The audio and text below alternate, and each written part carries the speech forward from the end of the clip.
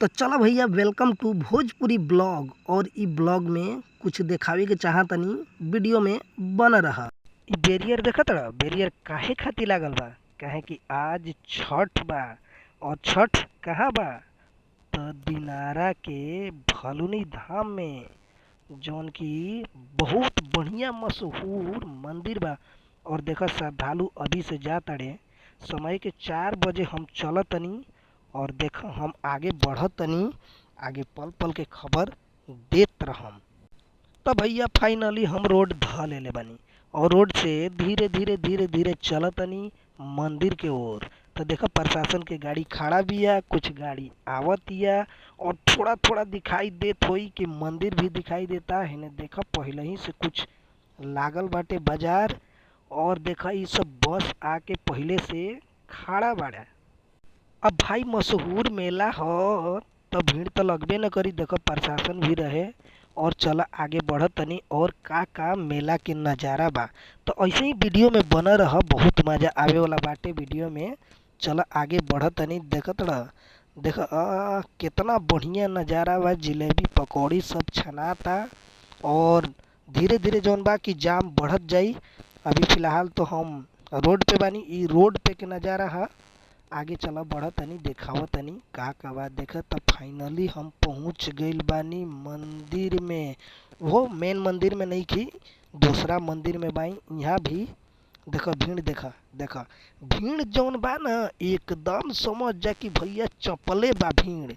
और भीड़ ऐसे ही चापत रही, काहे कि भलुनी धाम के छठ पूजा है। एकरा में तो बहुत बहुत भीड़ लागेला। चला आगे भी दिखाई, ऐसे ही बना रहा वीडियो में। कुछ ऐसा दिखाई वीडियो में कि मन ताजा हजी तो हम लोग के। और कभी भी भैया घूमे के मन कैलस भलुनी धाम में तो आ जाइह। डायरेक्ट सासाराम से अइब तो विक्रम पड़ी, विक्रम से नटवार, नटवार से भलुनी धाम। और अइब आरा मुहा तो आरा से आ जाइब दिनारा, दिनारा से भलुनी धाम। और मोहनिया मुहा अइब भैया तो मोहनिया मुहा अइब तो मोहनिया से भी दिनारा आवे के पड़ी, वहाँ से आजीबा भलुनी धाम।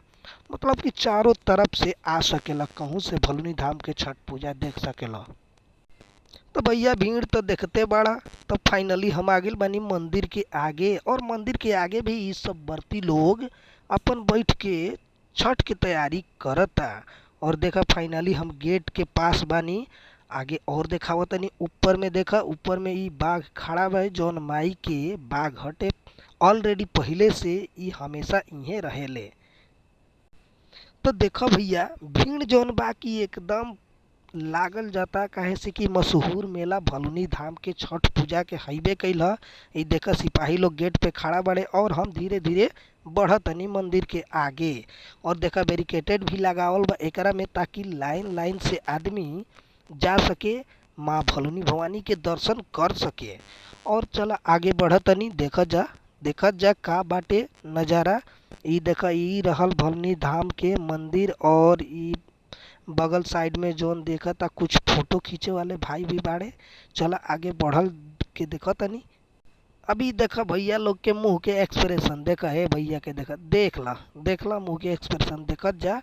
अब हिंकरा के देखा, हिंकरा के ई थोड़ा थोड़ा मुस्कुराइए। और देखा आ भैया तहरे वीडियो हम बनावत हई, टेंशन काहे ले, थोड़ा तहरे वीडियो बनता।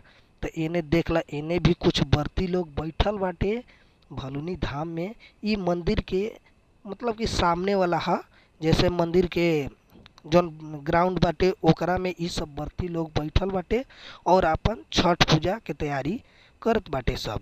तो देखत जा ऐसे ही वीडियो में बना रहा। फिर आगे भी दिखावत तनी, काहे कि ए जी थोड़ा भीड़ भड़ाका बा तो और भीड़ में चलत तनी। एक बाद में तोरा लोग के दिखावत तनी कि भलुनी धाम के छठ पूजा का कहाला। देखा ई सुपला सजल बाटे, एकदम लोटा लागल बाटे, एकदम एकदम देखा एकदम मन खुश हो जाई भाई। एक बार आके यहाँ छठ पूजा में भलुनी धाम में एक बार देखा भाई, एकदम मन जौन बा गदगद हो जाई भाई। एक बार आके देखा भलुनी धाम के जौन छठ पूजा बाटे न, ये मशहूर बाटे अपना रोहतास जिला के। समझ जा कि एकदम बेस्ट मंदिर बाटे। यहाँ पर छठ के तैयारी बहुत जोर तोड़ से होखेला भाई। यहाँ और यहाँ मानल गईल बा कि छठ करे वाला व्रती भी बहुत लाखों के संख्या में यहाँ जुटेले और अपन छठ पर्व करके आराम से बिना कोनो दिक्कत के जाले। यहाँ अइला के बाद कोनो ना दिक्कत होला और ना परेशानी होला। यहाँ आराम से सब कोई खुशी खुशी आवेला और पर्व करेला, फिर ओकरी बाद में जाला। इ देखा पीछे के जौन बा, पीछे साइड के इ हम मंदिर के दिखावत हई, थोड़ा थोड़ा देखा। इ देखला पीछे के जौन मंदिर साइड के ह इ हम दिखावत हई। अब भैया तोहरा लोग के कुछ ऐसन दिखाई अब कि मन खुश हो जाई, एकदम मन गदगदा जाई। तो ऐसे ही वीडियो में बना रहा, एकदम हम दिखावत नहीं कि कैसन होला यहाँ के छठ पर्व। देखा मतलब कि चारों तरफ देखबा ना, एकदम बरती ही बरती चारों तरफ, एकदम जहाँ देखबा वहाँ बरती बैठल बड़े।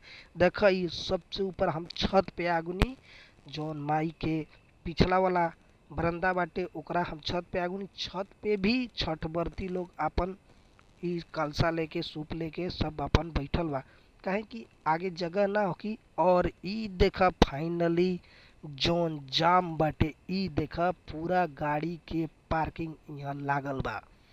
पार्किंग लागे से समझ सकेला कि कितना भीड़ होखी। और इ देखा बगल में भी, एकरा बगल में भी थोड़ा छोटा छोटा दिखाई देत बा, काहे कि हम थोड़ा दूर बानी यही से छोटा छोटा दिखाई देता। पर देखत रहा कि कितना भीड़ लागल बाटे, कितना गाड़ी के जुटान बाटे, कितना। इ देखा बगल में मिकी माउस भी लगावल गइल बा। और हम छत पे से इ जौन बा की सीन बनावत हई माई के मंदिर के साथ, देखत रहा। फिर एकरा बाद में इ देखा बगल के साईं मंदिर हटे। फिर एकरा जौन साईं मंदिर के आगे बाटे ओने पोखरा बाटे और छठ होता उन्हीं के पोखरा में।